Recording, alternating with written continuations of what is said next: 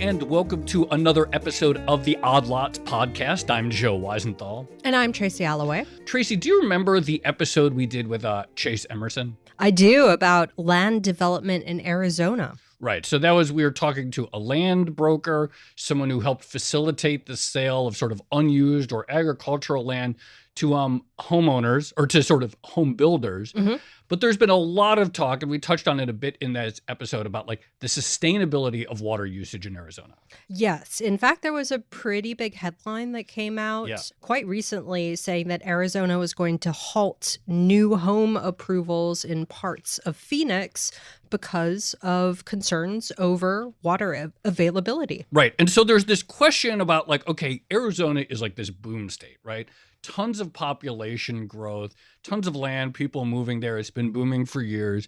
It's booming from an industrial standpoint, too. There's all these new semiconductors, fabs. Yeah. Arizona touches everything for us. It does. And also Arizona water seems to touch everything. And I mean, this came up in the Chase Emerson episode, but I remember I asked someone from the Biden administration about it as well. But, you know, why are we building these big factories, semiconductor factories that use a lot of water in the desert? Why are we developing lots of land in the desert? Why are we farming a bunch of water intensive stuff in the desert? Yeah, right. This is how it goes in people's head. They're booming in Arizona. There's water scarcity.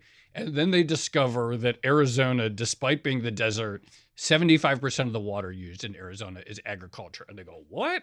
That's crazy. Why are we growing food or growing grains or crops in the desert? And then people say, oh, well, that's the problem. We just need to stop growing in the desert. And the conversation ends there. But obviously, all of these things are like way more complicated than like the 5 seconds it takes you to reach that conclusion. I'm very curious how this became a thing. Like, how did agriculture become a big part of the Arizona economy? And why in particular does it seem like we are farming water intensive crops in an area where water nowadays seems to be a concern? And maybe that's the key. It didn't used to be as much of a concern, and now it is. But I am very interested in hearing this side of the story. I think they've always sort of wondered, like, what's the deal with agriculture in the middle of the desert? Anyway, we literally have the perfect guest because, as you mentioned, it's been going on for a long time. We have the perfect guest. We're going to be speaking with Trevor Bales. He is a 6th-generation farmer in Arizona. He runs Bales Hay Farm Ranch, which grows alfalfa. He's based in Buckeye, Arizona, in the southwest part of the state. We're going to talk all about the history, the operations, the water usage, all of these things about growing alfalfa in the desert. So, Trevor, thank you so much for coming on Odd Lots. Hi, guys. Great to be here. Can I ask you a really obnoxious question? Just to start. Bales? Like, some people are going to like this. Your guest is made up. The nominative determinism. The alfalfa farmer in Arizona's last name is Bales. Like, you cannot be real. No, we did not change her name. It's been Bales. Before it was bales of alfalfa, it was bales of cotton. So still a bale. That is a very incredible. So 6th-generation farmer in Arizona. Talk to us about like the beginning of your family's history, I guess, as a farming family in Arizona. My family that homesteaded in Arizona, their last name was actually Beloat, Beloat, the Beloat family. Okay. And they came out here as cattle ranchers, and the cattle ranching turned into farming and cattle, and then it turned into feedlot and farming. The farm supplied the feedlot, and then it transitioned into only farming. Now that's over a span of 120 plus years, but that's in a nutshell. So they came over here. Man, my great grandpa, I think he had 14 kids or something. So we currently farm 1,000 acres, which if you think about it, we're very lucky to have that many acres when it's been split so many different times between children and family. Right. We're lucky to have that. But they came in the 1820s, but they homesteaded in 1891. So before Arizona was even a state. My great grandpa was integral in building the canal district that we currently use for irrigating our crops. So we have an extremely long history. One of our cattle brands is actually in the top, one of the first, I think it's like a 450th or 440 somethingth cattle brand. So we've been here a very long time, have a deep history. Wow. In the state. And then along the way, my great grandpa Wallace Bales married Alberta Beloat. Him and his son, my grandpa Steve, purchased the farm from the in-laws and became the Bales Farm. Let me ask a super basic question, which is, you know, a lot of people, I think they hear alfalfa, and if they're not out in the country, they're thinking about those little alfalfa sprouts that you might get on your salads or as a garnish or something like that. But talk to us about what alfalfa actually is and the role that it plays in agriculture. So alfalfa is a very, very unique plant. It's a forage. It has great relative feed value properties or protein properties. It's very good for making high quality milk. It's very good for making high quality beef. What makes it so unique is its hardiness, especially for what we do now. This changes across the country because Arizona is much like a greenhouse effect. I kind of compare it to, because of our temperature. We are in the field 8 to 12 times a year. We're in there cutting that alfalfa. Now, there is no other crop other than grass, and even grass does not have the feed qualities that alfalfa has, that you can go in there and cut multiple times in a year. And then for several years after that, we can keep an alfalfa stand in for 4 to 5 years, where other states where they're only in there cutting their crop 2 or 3 times, they can leave it in 6, 7, 8 years. But because of that, because that alfalfa stays in for so long, it gets a bad reputation as to what you were talking about earlier is water. People call it a very high intensive water use crop. Well, a lot is being left out. That crop stays in. It's a very efficient crop. When you look at all the work that goes into it, we plant it and we leave it in for 4 to 5 years.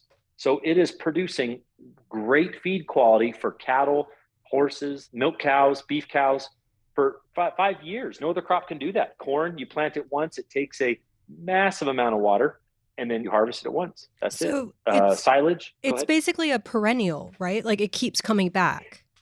Yes, Okay. You're absolutely correct. Yes. But it does go down in value to where we do take it out. The yields aren't as good. So after about the 4th, 5th year, we'll see the yields will go down, and we will take the field out. We'll apply manure to it for the fertilizer and go through the whole process. But usually we'll try to have a rotation crop in between it as well. But just this gets to the key question, and I feel like we sort of jumped right to it. So people look at. Sorry, I knew. No. I did jump to it quickly. No. But this is really, I think, sort of the key of the argument, which is that you can grow alfalfa elsewhere outside of Arizona. But the point that you're trying to make is that there's something about the uniqueness of the Arizona climate. So setting aside the water issues, There's something about the Arizona climate specifically that gets you several turns in a year. Do you know the 5 C's of Arizona? No, but I can't wait to learn them. So, okay, right. So, and that back to like the history of why are they farming in Arizona? Yeah. Water and agriculture were never a hot topic in Arizona until Phoenix got to be 4th, 5th, 6th largest city in the country. Right. We've been farming here for like I just said, my family was here in the 1820s doing it. So the water was never a problem until humans came in, cities came in, manufacturing came in. Farming actually paid for a lot of the water that is here in Phoenix, Salt River Project, SRP. The city couldn't afford it, so the farmers came in and they paid for the water system, and now the city is using it. But anyways, back to the 5 C's. Yeah, what are the 5 C's? Climate, because our climate, copper, cattle, citrus, and cotton. Arizona makes some of the best cotton in the world. We make the best alfalfa in the world. We make some of the best wheat and barley, and we make some of the best corn in the world. It's because of our climate. And so, like you said, alfalfa can be grown other places, but the quality is nowhere near the same. And it can't be grown everywhere. That not all the climates can grow alfalfa.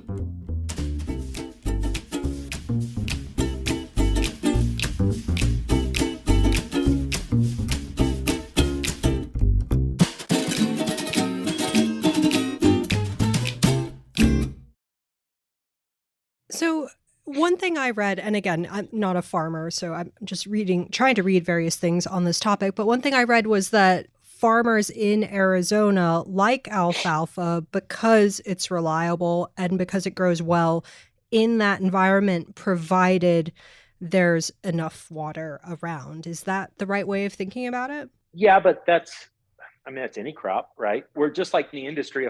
Farming is industry, and what is supply and what is demand, right? Well, cotton used to be the demand, citrus used to be the demand, and unfortunately, the demand with the mills in China and China's rules about importing cotton, cotton's no longer the demand. So they go to what is the big demand, which right now there are a lot of dairies around, and the dairies need a lot of protein to make high quality milk, which we actually ship all over the world from this area. And alfalfa is the most efficient way to make high quality milk. Mm. If they think water is a problem now, if every farmer grew corn for the dairies, holy smokes, there wouldn't corn. Man, corn uses a lot of water. So yes and no. What you said, yes and no. Yes, we like it, but for those same reasons, any other crop is the same thing. Right. So in the end, whether we're growing alfalfa, whether we're growing corn, I guess whether we're growing soy, other things, like there's like a certain math, right? There's a certain amount of water. There's a certain amount of human labor. You get a certain amount of feed at the end. Those go to feed cows, and then the cows either become beef or they become for milk. Can you talk a little bit further about like, okay, you say like corn, that would be much worse if we switch to replacing alfalfa with corn. Like, how does the math work out? What are we talking about? The loss with that replacement? And I've never grown corn myself. Okay. My dad used to grow quite a bit. My grandfather would for our own feedlot. By the time I came along, we don't grow as much, but the corn crop in a short, like 120-day corn uses approximately the same amount of water as my whole year of a crop of alfalfa, which is around 7 acre foot, as we like to measure it with by acre feet, 6 to 7 acre feet.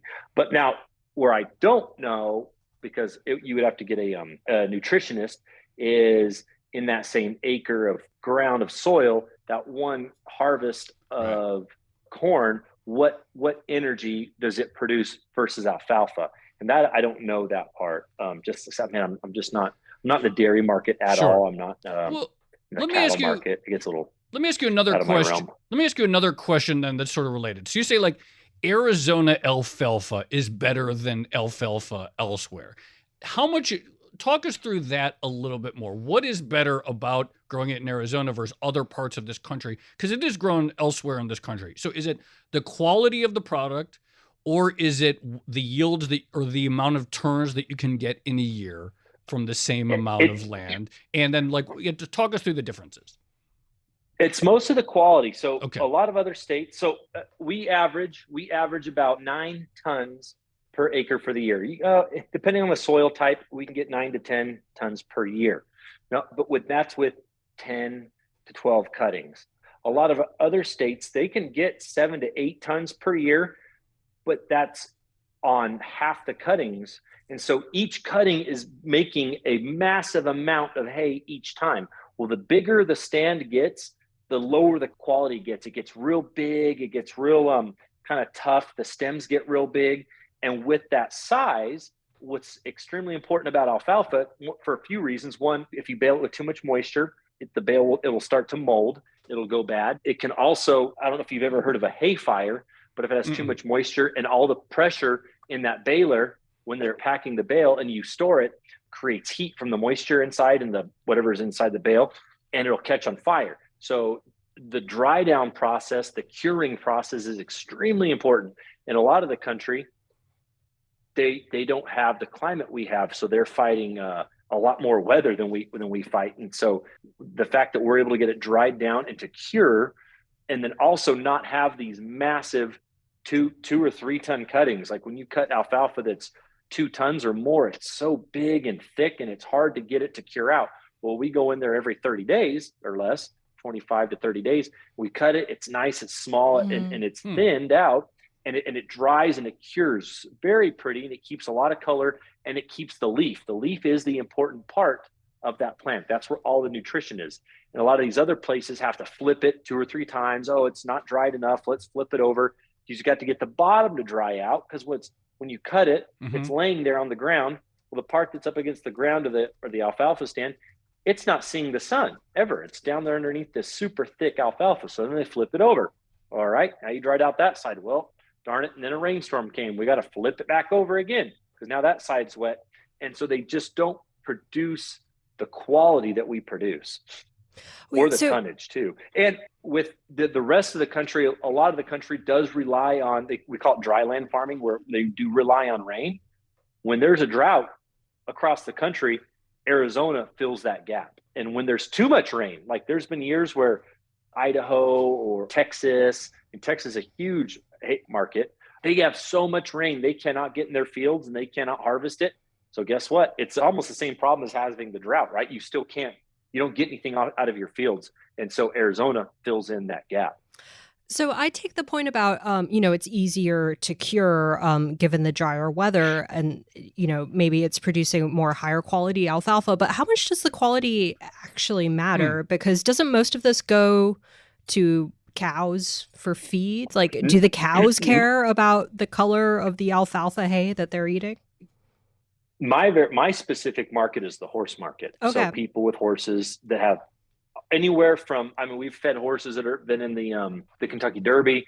We send hay to Florida where there's horses that fly on private jets back and forth from other countries for breeding purposes and racing. I don't know what they do. I'm not much of a horse person, but yes, to them, it is extremely important. And even back to the cattle side, yes, it's important because that feed value changes.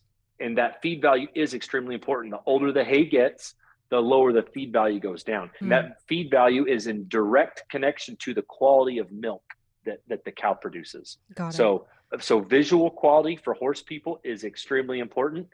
Then test quality for cattle, for milk cows, is extremely important. And beef, not so much for beef. You can, the lower quality hay is fine. But once it's laying in the field and it gets rained on, that does take the quality away for both milk cows and or horses. And back to even that feed quality for specifically horses that are race horses, ropers, barrel racing horses, like they need that high protein to be able to compete with what they're doing. So quality is very important. And there's a lot of people that have horses just as pets. They never ride them. They just like having a horse. And in that situation, it's not important. Let me ask another basic how it works question, which is, how do you actually water the alfalfa? So we talked about harvesting and curing, but what does the watering process actually look like? And you mentioned that I think one of your grandparents had built canals on your farm that you presumably use for irrigation. Is that what you're doing? So it's crazy with all this water stuff. Arizona has less acres than it's ever had, and we're more efficient than we've ever been. But so the Gila River, we farm right off the Gila River. Now the Gila River, they used to call it the Grand or the Mighty. I forget what they called it, something Gila River. And there was always water. So they started this canal that was upriver, and then the water would come in on this canal, and they kind of followed it's amazing the way they did it back then and how they were able to find, without GPS, the high points of this little valley we're in. And they kind of followed the spine of this little valley. And so there's that main canal that feeds water to all the farmers that are within the district. So we're very closely measured on how much water we use. People like to imagine we're just using as much water as we can. We are not at all. We get cut off if we use too much. Like you can't just do whatever you want. So the district manages that water. That water goes along. Farmers like myself, I will order water, a specific amount for a time, and then it'll go down a lateral ditch that feeds off the canal. And that lateral ditch will then carry water to the ditch that connects to my fields. Now, all of our fields are laser leveled, so they're flat side to side with a end fall. So there's a little bit of geometry involved with the farming. So when you open the water in that designated area of the field, which might be 120 foot wide, quarter mile long, it flows very evenly from side to side. So you're covering the whole thing, and that makes it very efficient work versus if you didn't have it flat, the water would just go all different areas. And like I said, it's sectioned, 100 acre field is sectioned off in 120 foot sections. So we're using a gradual decline in the land or fall to measure that specific area efficiently. And that's specifically how I irrigate. But what has become a very efficient way of irrigation is subsurface drip, which is becoming pretty popular in Arizona. It's just, I'd like to do it. It's just expensive. What is that? Do it. That's where everything is underground. And so you're saving on evaporation, but you are getting that water directly to the root. I mean, you are just hitting that root with water. So there's no evaporation. It's which evaporation is not as much as people like to argue. Oh, evaporation. We've done studies. It's like 2% or less. It's very, very low. This is my dream for my garden, is a system of underwater irrigation. Subsurface drip. Do amateur gardeners do that? Yeah. Oh, I didn't. Yeah, you can. I mean, like, it would take a lot. But for instance, at the moment we have a bunch of underground like hoses and pipelines going through 2.5 acres, and they're all leaking. So that's fun. So maybe I actually already have subterranean irrigation in a way. You kind of do, yeah. You anticipated, Trevor, a question I was going to ask, which is about advances in water use technology over time. And I have to imagine maybe there are some similarities, but as you mentioned, it's gotten more efficient, probably relative to when, your ancestors were on the same land. How does it look differently? What are some of the advances that have been made since some of your ancestors were farming on the same land to get better output with less water? Well, that laser system has been huge. What they used to do is everything was in furrows, which a furrow is, it's like a washboard, like an old washboard. Okay, you know what a washboard is? Yeah, you Yeah. guys. But then the water would run down there. But by having all those furrows, I mean, if you can imagine, if you've got like a relatively flat area and you just open the water up, the water is going to follow the way of least resistance. So you're just going to have this water go right down that one area, and then everything else is dry. So what they did back then is they would do these furrows, and then so you'd have all these low, like a washboard. The water would stay in the low spots, but then everything would get watered, but it was just not very efficient. It was rough. It was hard on equipment, and the planter or the furrow maker, man, they're heavy. They're just they're and then before GPS, so you still weren't very straight. Man, the fact that they thought of that was great, right? Like, man, back then that they saw that insight, like, hey, let's make these washboards, if you will, and the water's hitting all areas, which is impressive. And then they came up with the laser system, and now they use a GPS system. But what is very foreign to pretty much every state except California and Arizona, there's a few other places, is we call them borders. It's a dirt ridge that runs from the top of the field to the bottom of the field. And earlier I was talking about sectioning off your field to irrigate. Mm-hmm. You run a border from top to bottom, and it's about 2 feet tall. And then you go over, and it depends, because every field does have natural sidefall, but the goal is to, between those two borders, get rid of that, because you want that water to flow evenly, 2 inches deep across that whole 100 or however many feet, 60 feet. If it's a steep field, then you have a bunch of 60 feet borders. If it's a steep field, you have fewer 120 plus borders. But that laser leveling has been an amazing tool for running irrigation, extremely efficient. Like I said, we open up the area on that little section, 120 foot by quarter mile, and that water runs, like I said, 2 inches deep or less, just the length of that. And I mean, you imagine, it looks like it's like 120 foot, that water just going just even with itself all the way and gets down to the bottom of the field. You shut it off and it just kind of drains itself right there. It just kind of stops right there. If you have irrigators that aren't paying attention, and they'll fall asleep and they'll mess up. But when everything's going correctly, it's just so efficient and so smooth. So that laser system has been probably the best, most efficient way. Okay, I should say the best. It's probably the most efficient way, just because what it costs to do versus the subsurface drip is definitely the most efficient way. But it costs, depending on, like with oil prices where they are, and like PVC, everything is petroleum based. So right now it's probably $3,000 or more per acre to put all that in. When petroleum based things are cheaper, $2,000 an acre used to be the kind of the number. Well, when you're looking at bigger farms, 4,000 acre farm, oh my gosh, that adds up real quick. So let me ask you a question that kind of like cuts to the heart of a lot of this discussion, but how real or salient are concerns over water for you right now? Like, have you witnessed water shortages during your time as a farmer? Has it affected your business? Are you getting perhaps more pressures from, external sources to reduce your water use? How is it actually playing out for you? So for us, it's kind of unique, right? Where we farm, we're at an area they call a waterlogged area with extremely, extremely salty water. And a lot of the water that we specifically use for the past 100 years has come from Phoenix water treatment plant. Where I farm, we're not allowed to grow produce because it comes from water treatment. We don't get water from the Colorado River. I don't get water from the Salt River Project.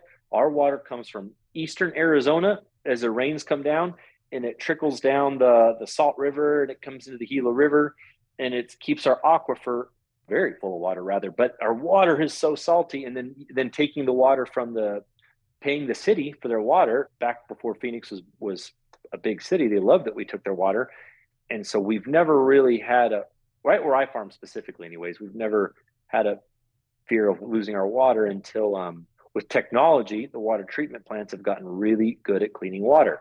And desalinization plants, no one ever wanted our water. They're like, no, we don't want your water. It's disgusting. It's super salty. We can't use it for anything.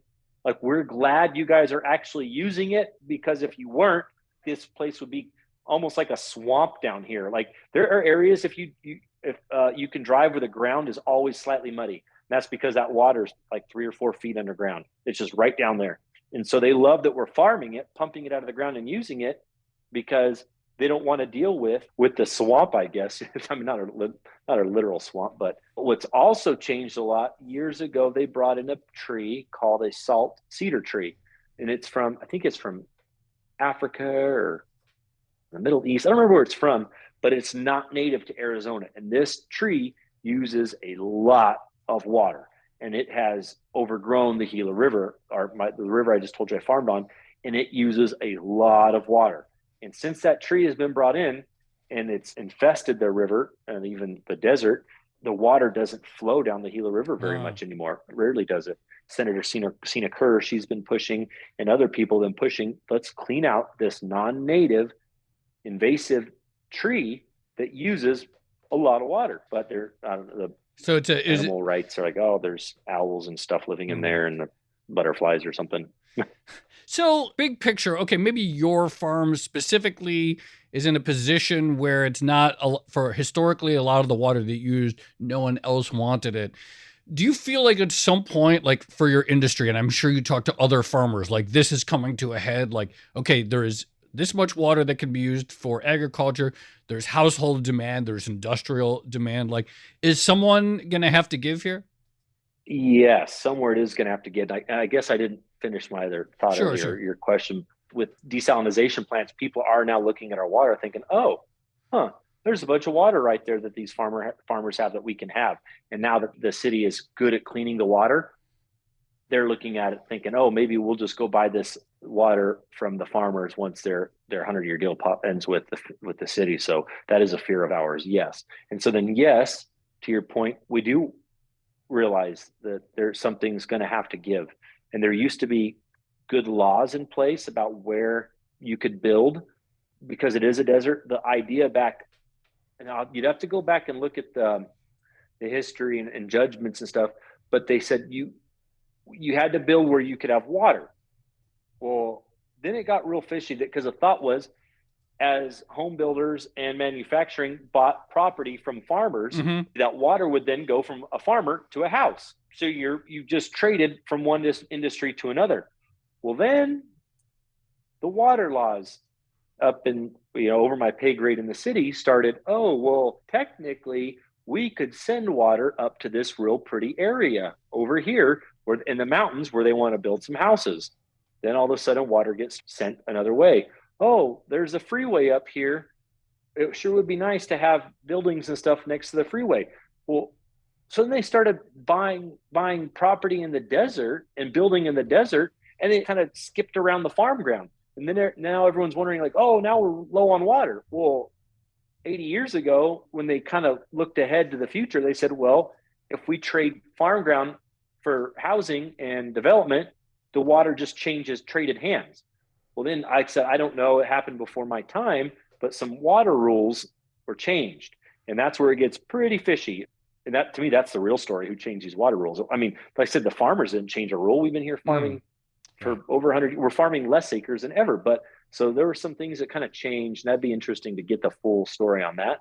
Because there's big housing developments up in these areas that are very arid. There's no water. There's no farming that ever happened there. They just, boom, let's throw in these several thousand homes and neighborhoods and use a whole bunch of water.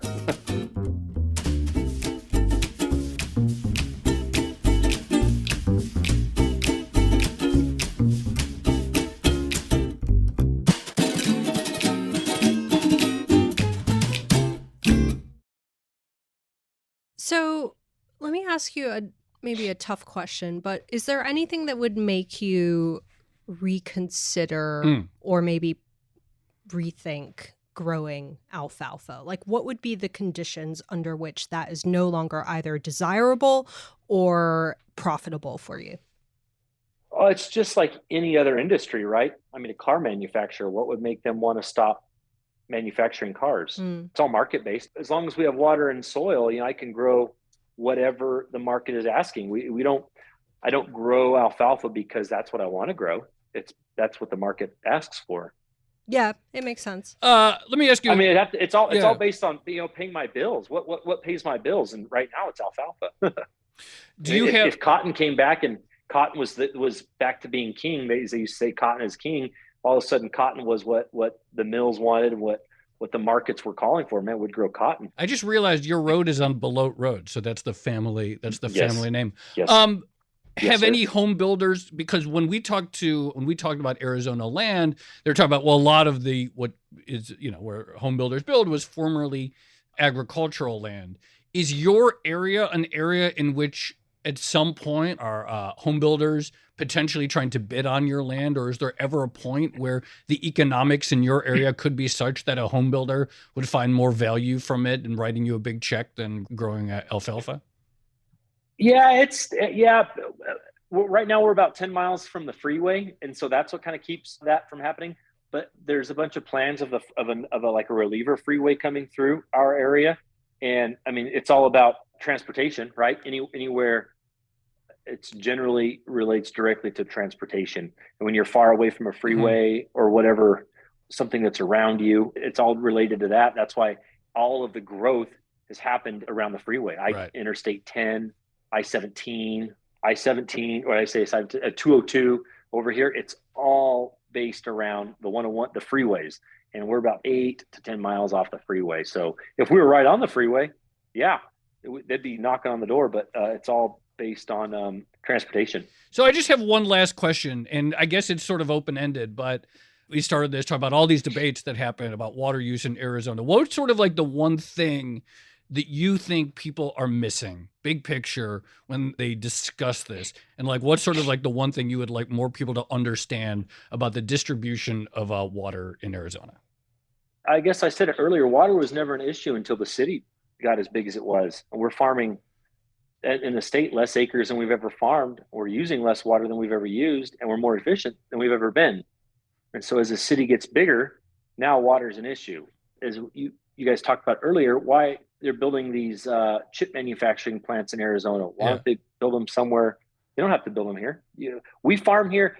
We farm here because this is the only place in the United States you can farm like this. This and parts of Central California. That's it. You can't farm like this. And when you say like anywhere this, else. when you say like this, what do you mean? Year round and produce the quality of crops that we produce. Right. There's things we can't grow here, but that they grow all over the Midwest, which is why they grow them there. I could go farm somewhere else, but I'd be farming a different crop, I guess. Right. Without Arizona, and really the scary one is California. If you ever look up how much milk or produce the Central Valley California produces, oh my gosh. If they lose their water, everything we eat, vegetable or produce related, is going to come from another country, and it's going to be sprayed with every nasty chemical to kill every single bug that ever lived, so they can sell it to the United States, because we got rid of all the water or the farming in California. That's what scares me. Yeah, I love Arizona and it's where I farm, but for the sake of our country, California scares me the most. If we lose Central Valley farming, oof. But anyways, we've been doing this for over 100 years here, and it's never been an issue until the city got really big. Trevor Bales of Bales Hay Farm, really appreciate you coming on. A really good perspective. I thought we were going to talk about alfalfa markets. That's what's interesting to me. What did we miss on alfalfa markets? So most other markets are trackable and have the cotton market, the wheat market, the barley market. There's the corn market. Alfalfa is like, want to talk about like the wild west of markets. It's so similar to the stock market. There's no like alfalfa futures or anything. Huh? No, there aren't. And so like every other like beef, like everything like alfalfa. So like right now, actually, we are in a crazy. It's just falling like a rock. There is an alfalfa producer price index. Yeah, and it is falling. So what's going on there? The United States has exported its agriculture things for as long as once we started shipping stuff out of the country, we've been exporting so forever. Yeah. So we export a lot of hay out of the country. Those exporters last year and the year before that, for some reason, came in swinging real hard, wanting to buy a lot of alfalfa. And this is all over the country too. They buy like all over the West Coast, Washington, Oregon, California, Arizona. They buy a lot. So they came in swinging, and they raised the price up. I remember 300 used to be the high number, and this is per ton. I always think of things per ton. Yeah. I think, wow, that hay was sold for $285 a ton. Wow, maybe one day we'll hit 300. Wow. Well, in less than a year, it went from $300 to $400 a ton, and then it went upwards of like $360 a ton or $460 a ton. It went way up there, which is very high. But then this year they came back in and they're not buying. Well, everyone started off the year again with this false thinking it was going to be high again, and so I have to buy a lot of hay because of luckily we've run a successful business and we sell a lot of hay to all over the country. All of my hay stays local. It doesn't get exported, but it stays here in the US. And so we harvest all our stuff. Then I harvest other people's hay and I buy it from them. Well, they are looking at what they think the market is the beginning of the year. And we think that, it's still 330, 340. Okay. So here we are in March and April harvesting hay and paying 340 for it, 330, 340. And then as it's been going, it's just this crazy, uneasy, nobody knows. And you hear all these weird numbers and the exporters aren't buying. And all of a sudden now, so where I purchased hay 2 months ago for $340 a ton, I think I'm going to purchase hay this month for $195 a ton, which I guess if you don't understand, that's a huge swing in our industry from one to the other. And it's just such an interesting market. Especially in the stock market and all the movies you watch, like it's all about what do you think? What does this guy think? Where it doesn't necessarily matter what's really happening. It's what is your perception and what do people think is going to happen? And so everyone starts making decisions on what they think is going to happen. And everyone thought the market was going to stay high. And to see it fall over $100 a ton in a couple months, that's crazy. We need an alfalfa futures market. Trevor, thank you so much. I'm glad we got that context in the sort of the current day market swing. But really appreciate you coming on Odd Life. Yeah, thanks, guys. Yeah, that was great. Thank you so much.